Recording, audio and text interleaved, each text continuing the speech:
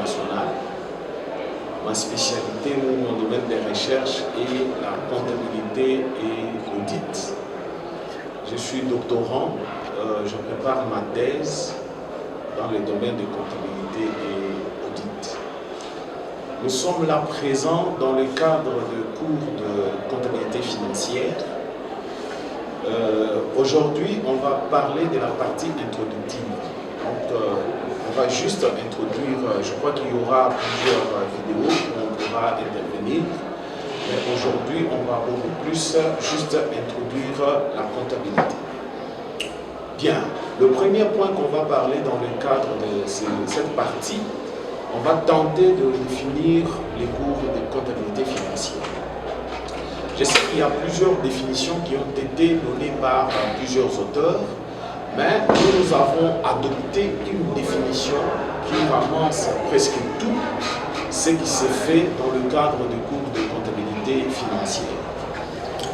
La comptabilité, on peut la définir comme un système de recueil, de traitement et de contrôle et d'exploitation de l'information économico-financière. Donc, je reprends, la comptabilité, c'est un système de recueil, de traitement et de contrôle et de l'exploitation de l'information économico-financière. Lorsqu'on parle de la comptabilité, c'est un système de recueil, on fait allusion du verbe recueillir. Recueillir, c'est qui signifie récolter. Qu'est-ce qu'on récolte? On récolte de l'information. L'information qu'on récolte ici, ce n'est pas l'information qu'on récolte à la télé, mais c'est plutôt la pièce justificative. Comme on dit toujours, au commencement était la pièce justificative dans le domaine de la comptabilité. Pour dire que pour qu'un comptable passe son écriture comptable, il doit les passer sur base des pièces justificatives. La pièce qui est la base même de son écriture comptable. Il doit recueillir la pièce. La pièce doit être recueillie. Après, la pièce doit être traitée. La pièce doit être traitée. Et ensuite, la pièce doit être contrôlée. Et la pièce doit être exploitée pour produire les informations économico-financières. Les informations économico-financières dont on fait allusion ici, ce ne sont que des pièces des états financiers. C'est ça l'information financière que la comptabilité financière produit. Les états financiers. Bon, ici, la comptabilité que nous enseignons, c'est la comptabilité en système comptable OHADA. Le système comptable OHADA retient au moins 4 types des états financiers. Nous avons le bilan, nous avons le compte de résultats, nous avons le tableau de flux de trésorerie et nous avons les notes annexes. C'est ce qui constitue l'information financière qui est produite par la comptabilité. D'où nous passons au deuxième point que nous allons aborder, ça sera l'utilité de la comptabilité. La comptabilité financière est à la base de plusieurs communications. Elle est produite pour les tierces qui sont en relation avec l'entité. Parmi les personnes, les tierces personnes qui sont en relation avec l'entité, nous avons l'entité elle-même, nous avons les investisseurs ou les apporteurs de capitaux, nous avons les administrateurs, notamment l'administration fiscale ou le fisc comme on les appelle, ils ont besoin de la comptabilité. Nous avons aussi les personnels ou les agents de l'entité qui travaillent à l'entité, ils ont aussi besoin de l'information produite par la comptabilité. Nous avons aussi les créanciers. Et tout ce monde ici ont besoin de la comptabilité. La comptabilité est très utile pour eux parce que ça produit l'information financière. C'est sur base de l'information financière qui est produite par la comptabilité qu'on peut apprécier même la performance financière d'une entité. D'où pour dire que voici en bref l'utilité de la comptabilité dans une entreprise. Et la comptabilité aujourd'hui dans les entreprises, c'est une loi.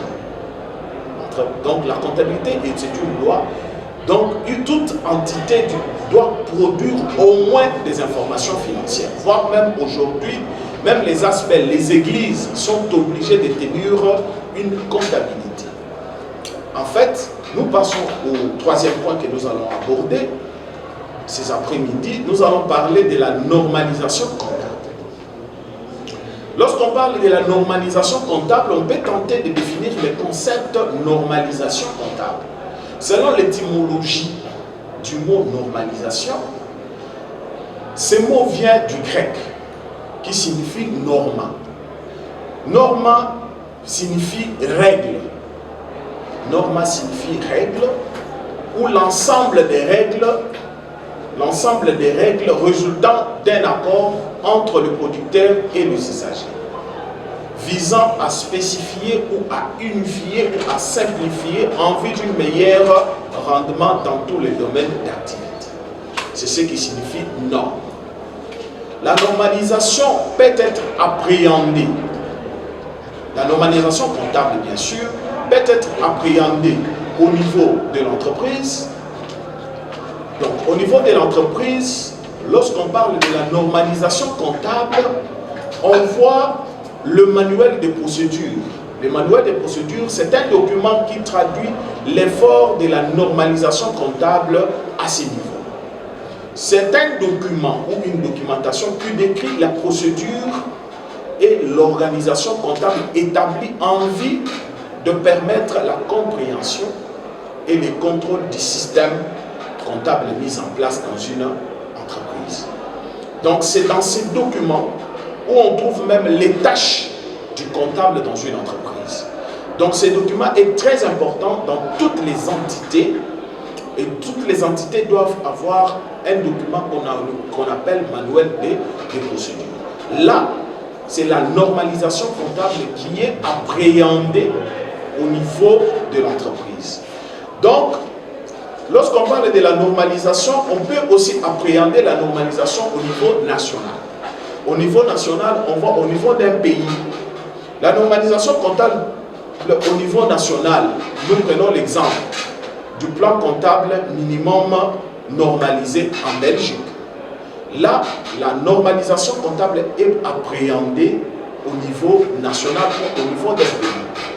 Nous pouvons aussi prendre le cas de la France, où nous voyons le PCG, le plan comptable général en France. D'où, là, c'est une normalisation comptable au niveau national ou au niveau d'un pays. On peut aussi prendre le cas des États-Unis pour les ISGAP. Donc, là, c'est au niveau national. La normalisation comptable peut aussi être appréhendée au niveau régional. Là, nous voyons au niveau régional, on peut prendre le cas de notre référentiel que nous allons utiliser dans le cadre de cette intervention. Nous voyons les systèmes comptables OWADA. C'est une normalisation comptable au niveau régional en Afrique. Donc là, c'est une normalisation comptable au niveau régional. La normalisation peut être aussi appréhendée au niveau international. Au niveau international ou au niveau mondial, il existe des normes internationales IAS/IFRS qui sont publiées par les IASB. Donc là, nous voyons les normes comptables, normes internationales de l'information financière qu'on appelle les IAS/IFRS. Donc, pour dire que la normalisation comptable peut être appréhendée, nous avons parlé au niveau de l'entreprise, la normalisation comptable peut être appréhendée au niveau national, la normalisation comptable peut être appréhendée au niveau régional ou au niveau continental, tout comme nous avons parlé aussi de la normalisation comptable peut être appréhendée au niveau international. Le point suivant que nous devons aborder dans le cadre de cette intervention, c'est le principe comptable. Le point 4. Le référentiel comptable que nous sommes en train de parler dans cette vidéo, c'est le référentiel comptable OWADA. Le système comptable OWADA regroupe le principe comptable en deux parties.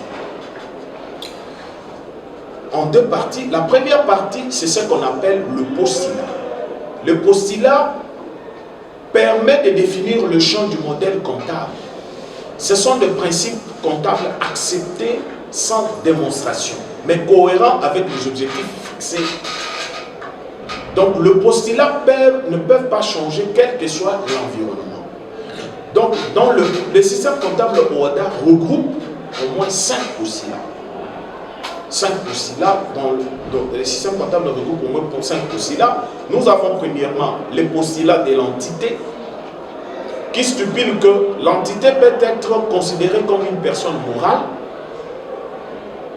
L'entité peut être considérée comme une personne morale, tandis que ses propriétaires ou les apporteurs des capitaux peuvent être considérés comme des personnes physiques. Cela veut dire que lorsque vous tenez la comptabilité, vous devez distinguer le bien qui appartient au propriétaire de l'entreprise et le bien qui appartient à l'entreprise. Il faut qu'il y ait une distinction entre le bien qui appartient au propriétaire de l'entité et le bien qui appartient à l'entreprise, parce que le bien qui appartient à l'entreprise doit figurer dans le patrimoine de l'entité. C'est pourquoi c'est ce qui dit ces postulats. Le deuxième postulat, c'est le postulat de la comptabilité d'engagement ou des droits constatés. Ce postulat veut que lorsque vous prenez un engagement ou vous avez un droit sur un bien, ce droit-là doit être constaté. N'attendez pas le dénouement ou l'encaissement ou le décaissement pour constater un droit ou un engagement. Cela doit être constaté dès la réalisation.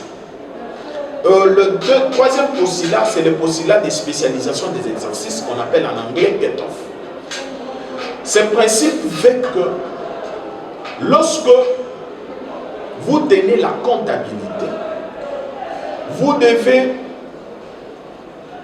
comptabiliser chaque exercice comptable. Ici, j'ouvre une parenthèse pour parler de la notion d'exercice comptable avant d'expliquer ces principes. Lorsqu'on parle d'un exercice comptable, on fait allusion à une année civile. Pour dire qu'un exercice comptable commence du 1er janvier au 31 décembre. Mais sans oublier qu'il y a les cas des exceptions. Il y a les cas des exceptions où une entreprise peut commencer ses activités au milieu de l'année ou au début de l'année. Dans ces cas-là, une entreprise peut se retrouver avec un exercice comptable avec plus de 12 mois ou moins de 12 mois. Prenons le premier cas où une entreprise commence ses activités au premier semestre de l'année. Les traités OHADA dit que lorsqu'une entreprise commence ses activités au début d'un exercice, donc au premier semestre de l'année, cette entreprise-là est obligée de présenter les états financiers à la fin de l'exercice. À la fin de l'exercice, les états financiers qui seront présentés n'auront pas une période de 12 mois. Donc nous prenons un exemple. Si une entreprise commence ses activités au mois d'avril, pour dire qu'au mois de décembre, ils doivent présenter les états financiers. Ces états financiers-là n'auront pas la période de 12 mois. Ça sera moins de 12 mois, 8 mois, estimons 8 mois. Mais parce que cette entreprise a commencé ses activités au premier semestre de l'année. Mais pour une entreprise qui commence ses activités au deuxième semestre de l'année, on dit que c'est au-delà de 6 mois, de mois de juin. Ça peut être au mois de juillet, ça peut être au mois d'août. Prenons le cas du mois de juillet. Une entreprise qui a commencé ses activités au mois de juillet. Pour le cas de cette entreprise, parce qu'elle a commencé ses activités au deuxième semestre de l'année, cette entreprise ne sera pas obligée de présenter ses états financiers de l'année en cours. Elle doit présenter à l'année N+1, pour dire l'année suivante. Pour dire que cette entreprise aura des états financiers qui auront à peu près 17 mois. Pour dire que dans ce cas-là, vous pouvez vous retrouver devant une entreprise qui a un exercice comptable qui présente au moins 17 mois. Dans ce cas ici, je crois que c'est une parenthèse que j'avais ouverte pour expliquer les postulats de spécialisation des exercices. Ce postulat ici fait que chaque entreprise, en présentant les états financiers, elle doit prendre en compte le produit et les charges qui concernent l'exercice. Elle doit prendre en compte que le produit et les charges qui concerne l'exercice. Donc, en produisant les états financiers, cette entreprise doit présenter le charge et le produit, rien que qui concerne l'exercice. Donc voici en fait ce que j'ai ces postulats. Je prends le cas de postulat de la permanence des méthodes. Les postulats de permanence des méthodes. Ces postulats veut que lorsque vous présentez les états financiers, il faut opter, maintenir une méthode. Pourquoi? Parce que les états financiers sont présentés toujours en comparaison. Lorsque vous présentez les états financiers, elles sont toujours présentées en comparaison. Il y a toujours l'année N ou l'année N plus 1, à moins qu'une entreprise soit à sa première année de présentation des états financiers. Lorsque vous changez de méthode, vous devez éviter de changer de méthode. Parce que lorsque vous changez de méthode, cela peut impacter sur le chiffre. Il n'y aura pas une très bonne comparaison des états financiers. C'est pourquoi vous devez maintenir une méthode. Donc, ce postulat veut que vous devez garder une méthode le plus longtemps dans une entreprise. Mais si vous pouvez être dans les cas où vous changez de méthode, cela doit être signifié dans les notes annexes. Je prends les cas, on passe à le tout dernier postulat, c'est le postulat de prééminence de la réalité économique sur l'apparence juridique. Ce postulat veut que lorsque vous êtes devant une opération, c'est la réalité économique qui domine sur l'apparence juridique. Donc ce postulat veut que la réalité économique doit dominer sur la réalité juridique. Ça signifie quoi? Lorsque nous prenons le cas de crédit bail, un bien acheté par location-financement. C'est bien ici, lorsque le bien est acheté par location-financement, tant que le preneur ou l'acheteur du bien n'a pas encore apuré sa dette, le bien appartient encore au prêteur ou à celui qui a donné l'argent. Dans ces cas ici, sur le plan juridique, le bien appartient encore à celui qui l'utilise. Le bien appartient à celui qui l'a prêté ou qui l'a mis en location. Le bien va vous appartenir, mais en tenant la comptabilité, en présentant les états financiers, vous devez présenter le bien dans votre patrimoine comme si le bien vous appartenait. Mais il ne faut pas oublier que dans les comptes 17, on va en parler dans nos prochaines vidéos, on va faire une démonstration là-dessus avec un cas pratique. Le bien doit être présenté où le crédit doit être présenté, où l'emprunt doit être présenté dans les comptes 17, mais du côté du passif du bilan. Je crois avoir brossé tous les postulats. Maintenant, nous devons passer au deuxième groupe de principes qu'on appelle les conventions comptables. Les conventions comptables sont destinées à guider les préparateurs des comptes dans un caractère généralité moins grand que le postulat comptable. Elles peuvent varier d'un pays ou d'un espace géographique à un autre. Les postulats comptables. Donc le postulat, les conventions, excusez-moi, les conventions comptables, ça peut changer d'un espace géographique à un autre. Nous prenons le cas du postulat ou convention du coût historique. La convention du coût historique veut que lorsque vous achetez un bien, ce bien-là doit être comptabilisé au coût d'achat ou au coût de production. Bien évidemment, ce postulat est corrigé par d'autres principes comptables, tout ça, donc le coût historique. Parlons maintenant de la convention de la prudence. La convention de la prudence, le groupe de principes de la prudence comptable. Ce principe veut que une perte probable ou un moins-value doit être constaté même si ce n'est pas réalisé. Tandis qu'un produit probable ou une plus-value ne peut pas être comptabilisé. Pour dire que dans ces cas ici, vous devez être prudent. Lorsque vous comptabilisez, il ne faut pas comptabiliser une promesse. C'est ce que veut dire ce principe. Mais pour le cas de perte, même une perte qui n'est pas réalisée, mais qui est probable d'être réalisée, cette perte-là doit être comptabilisée. Je prends un exemple banal. Vous avez un terrain où il y a une érosion qui menace à 100 mètres de votre terrain. C'est déjà une perte probable d'un terrain.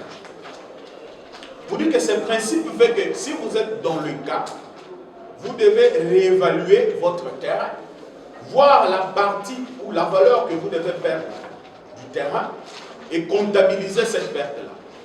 Mais je prends un autre exemple. Vous avez un terrain sur une grande route ou une route principale. L'État vient, on aménage la route et la route est asphaltée. Vous dites que le terrain a eu une valeur ajoutée. C'est un gain probable. Mais ce principe dit que ce gain probable ne peut pas être comptabilisé. Donc vous ne pouvez pas comptabiliser un produit probable, mais pour une charge probable, cela doit être comptabilisé. Je prends le cas de la convention, de la régularité et de la transparence. Lorsqu'on parle de la régularité, on voit les règles. On voit que lorsque vous tenez la comptabilité, cette comptabilité doit respecter les règles, doit respecter les normes. Et cette comptabilité doit être transparente. Elle doit refléter l'image fidèle. Ça doit refléter la réalité. C'est ce que veut s'enrichir. Lorsque ça ne doit pas être des chiffres tronqués, des chiffres montés de toutes pièces. Que le comptable, lorsqu'il tient sa comptabilité, il ne doit pas monter les chiffres. Ça doit être les chiffres réels. Il faut présenter les chiffres réels. Ça ne doit pas être le chiffre monté. Vous devez présenter les états financiers en respectant les règles. Il faut que cela soit réel et cela doit présenter l'image fidèle en fait. La convention de la correspondance du bilan des clôtures et bilan d'ouverture. Ce principe fait que lorsqu'on présente le bilan des états financiers, le bilan de clôture de l'année N-1 doit être égal au bilan d'ouverture de l'année N plus 1. Vous dites que lorsque vous présentez les bilans au 31 décembre, ce même bilan doit être le bilan de l'année d'ouverture de l'année N plus 1. C'est ce que veut dire ce principe. Nous prenons maintenant la convention de l'importance significative. La convention de l'importance significative. Ce principe fait seulement que toute information susceptible d'influencer le jugement doit être signalée dans les notes annexes. Si vous avez une information qui est susceptible de changer un jugement, cela doit être signalé dans les notes annexes. Il ne faut pas cacher l'information qui est capable d'influencer un jugement ou un résultat sur l'analyse des états financiers. Nous prenons le point 5, je crois que c'est le dernier.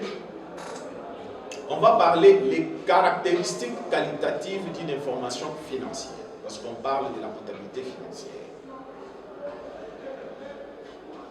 Les informations financières que vous présentez doivent présenter des caractéristiques qualitatives pour que l'information soit bonne.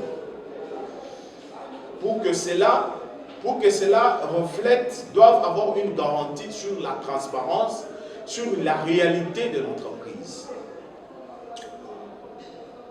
Parmi ces caractéristiques, on les regroupe en deux parties. Il y a des caractéristiques essentielles de l'information financière, il y a aussi des caractéristiques auxiliaires. Pour les caractéristiques essentielles de l'information financière, nous avons la pertinence. Nous avons le premier caractéristique, c'est la pertinence. Une information financière que vous présentez doit être pertinente. Et une information financière est pertinente lorsqu'elle permet d'influencer les prises de décisions. Une information financière est pertinente lorsqu'elle permet d'influencer la prise de décisions. Elle doit tenir compte du besoin exprimé par l'utilisateur légitime. Nous avons le deuxième caractéristique essentielle. Il s'agit de la fidélité. L'information financière doit donner une image fidèle.